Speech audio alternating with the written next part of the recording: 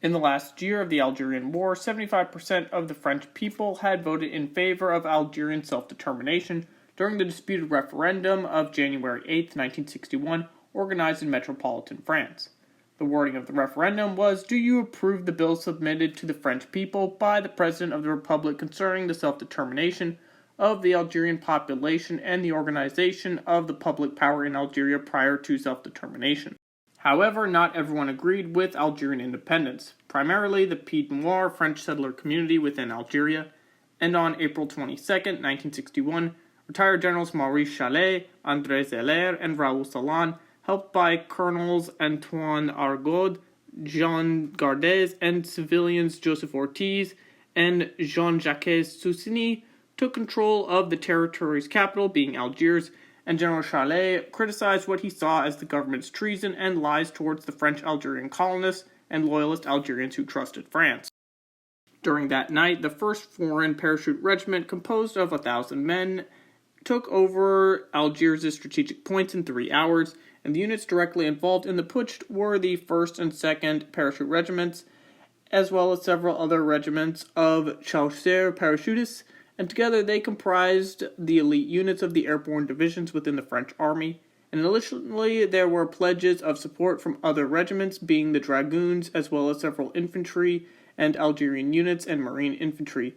However, these seem to have reflected the views only of their senior officers, and there was no active participation by the troops of these units.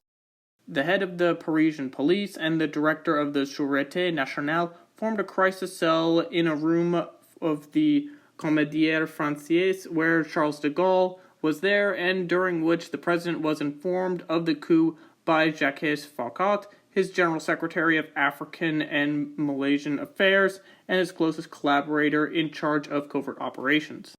The 3 rebel generals, being Chalais, Jalhond, and Zeller, had the government's general delegates arrested, as well as the National Minister of Public Transport, who had been visiting. Additionally, several other civil and military authorities were arrested.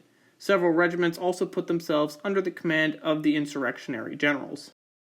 General Jacques Faré and 6 other officers and several civilians were simultaneously arrested in Paris, where President Charles de Gaulle then proclaimed a state of emergency in Algeria, while left-wing parties called to demonstrate against the coup.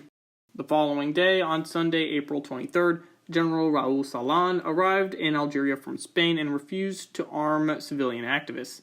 And at 8 p.m., President Charles de Gaulle appeared in his 1940s military uniform on television, calling on French military personnel and civilians in metropolitan France or in Algeria to oppose the ongoing putsch. Due to the popularity of a recent invention being the transistor radio, de Gaulle's call was heard by the conscripted French soldiers, who refused en masse to follow their professional calls for insurgency and in some cases would jail their insurrectionist officers.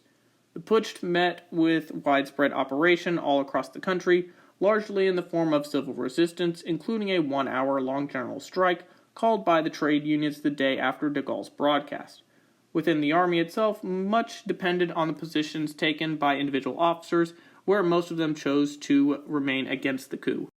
The 13th Light Infantry Division was responsible for the strategic South Oran zone and included French Foreign Legion units, followed the lead of its commander, General Philippe Gintest, in remaining loyal to the government in Paris, and he was subsequently assassinated by the OAS in retaliation for this stance.